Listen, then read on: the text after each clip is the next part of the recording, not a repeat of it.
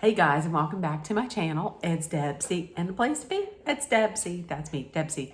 Bloop. Hey everybody, welcome back to my channel. It is Monday, so it is Man Crush Monday. I have the day off. I'm still in my pajamas. It looks like a bird flapped around in my hair. So let's do this today. Today's Man Crush Monday subject is Benedict Cumberbatch.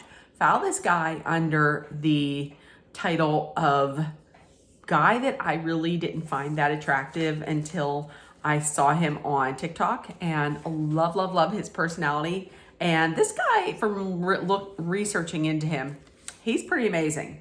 So I'm not going to go into everything that he's done because he's done a lot. He's done movies, he's done plays, he's done TV, he's done voiceover work, he's done radio, he does a ton of impressions. He's also narrated like everything. So we're going to get right into Benedict Cumberbatch.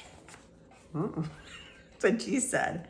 Benedict Cumberbatch, he was born July 19th, 1976 in London, in the London district of Hammersmith. He was born to two parents who were actors. Interestingly enough, he's the third cousin 16 times removed of King Richard III, and he played King Richard III in The Hollow Crown. He took and this is another interesting fact, he took a gap year after he graduated, and he taught English at Tibetan monastery in India. Pretty interesting. So let's get into his movie career, because he's done a lot. Well, let's start off. He's done a lot of TV. He played Sherlock Holmes. Movie-wise, there's a lot. Amazing Grace, Atonement. He was in The Other Boleyn Girl with Timothée Chalamet.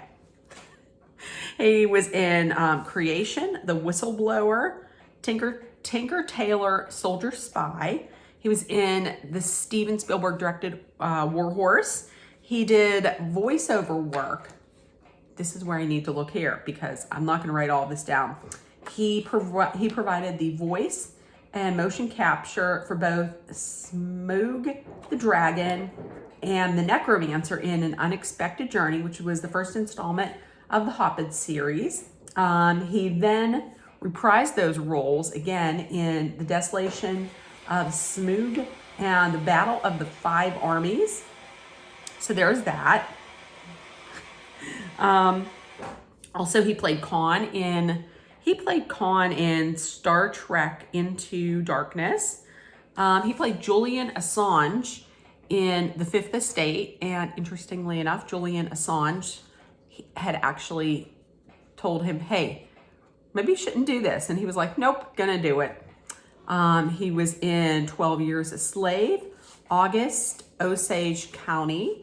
2014 was a pretty big year for him. He had a voiceover role in Penguins of Madagascar. He was in The Imitation Game. And for that role, he was nominated for a Golden Globe, a BAFTA, a SAG Award, and an Academy Award for Best Actor. And from that role, he started off his staunch support. He became a staunch supporter and ally for the LGBTQIA community. And in May 14th, he joined the cast of Black Mass, also starring Johnny Depp. 2016, he had another big breakthrough.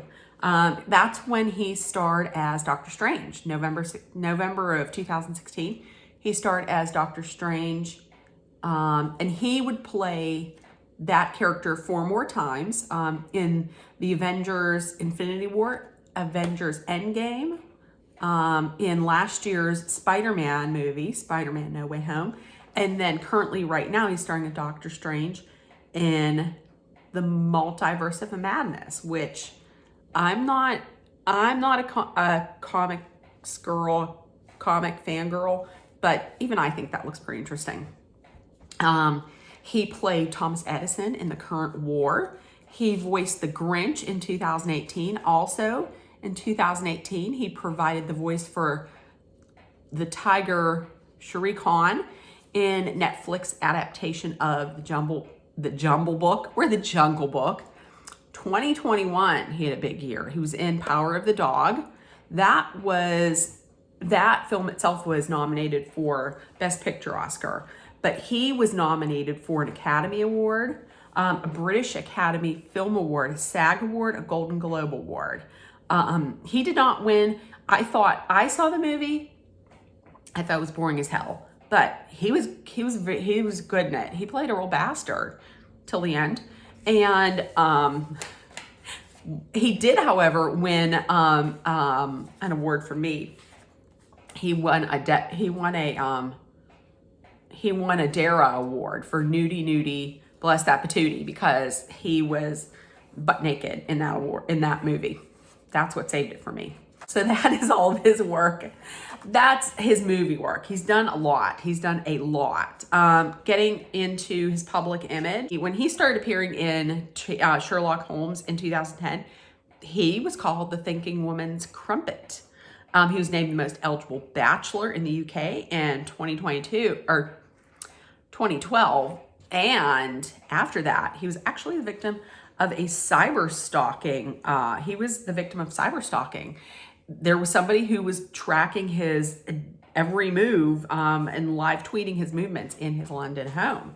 2018, PETA named him the sexiest, named him the most beautiful vegan male celebrity in the world. And the Tennessee Aquarium actually has a otter named after him. It's named Benny. So interesting. Charities. This guy has done a lot.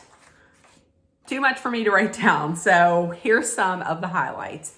He's an ambassador for the Prince's Trust, and he has supported a lot of organizations that focus on using the arts to help disadvantaged young people. He has worked with, what is that? Oh, okay, I thought it said Odd Arts, Annos Africa, and Dramatic Need. He's an ambassador and patron for the Motor Neuron Disease Association, which he started supporting that charity because he portrayed Stephen Hawking in 2004. He did the Ice Bucket Challenge for them. He set up a recovery fund for Amyotrophic Lateral Sclerosis Association. Whew. He supports the Willow Foundation, the Thomas Coram Foundation for Children. He's worked with several charities to raise money for cancer research. He's done Stand Up for Cancer. As I stated before, he is a staunch ally and supporter of the LGBTQIA community. He works for Save the Children. And more specifically, he had really helped a lot in their campaign to aid young Syrian refugees. Some other interesting facts that I found out about Mr. Cumberbatch. He is, his first stage performance was actually in primary school. He played Joseph. He played a very bossy Joseph in the nativity play. He apparently pushed Mary off the stage because she was taking too long. He thinks his name sounds like fart in a bath. The Washington Post. Go ahead, say it. He thinks it sounds like fart in a bath. The Washington Post mistakenly called him Bandersnatch Cummerbund. So there's that.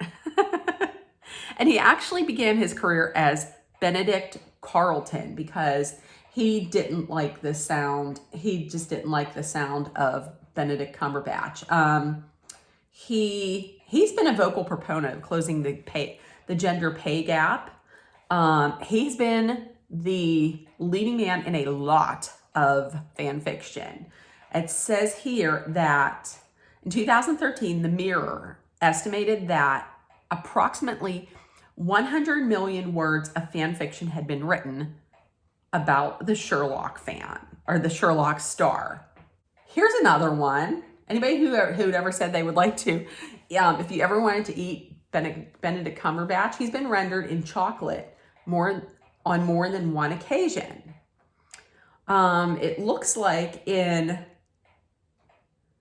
let's see, there was a team, this was over in England, It took a team of 8 people more than 250 man hours to construct the delicious doppelganger named Benedict Cumberbatch. In 2016, he was recreated in the sweet stuff again, though this time as an edible chocolate bunny slash Benedict hybrid that fans could actually purchase and eat. I might have to get out there and see if I can find it. Although it's 2016, I don't know. If I can find it and I can make a video of me eating Benedict Cumberbatch, then that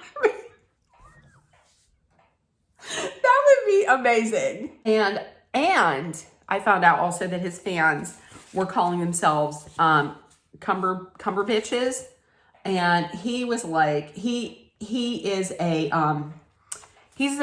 identifies as a feminist, and they're called Cumberbitches.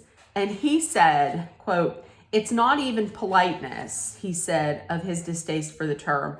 "I won't allow you to be my bitches. I think it sets feminism back so many notches. You are Cumber people." So there we go. I don't think it carries the same kind of haha as Cumber bitches. So anyways, he's not going to watch this. So everybody, please enjoy the slideshow to follow. I got to tell you, this guy, and he was, and also he was on Saturday Night Live this weekend. So I'm going to watch that because I got to tell you, from watching everything on TikTok, this guy is pretty cool. I understand why people love him. So everybody, Cumberbitches and non-Cumberbitches, everybody have a great day. And I love you. Bye, guys.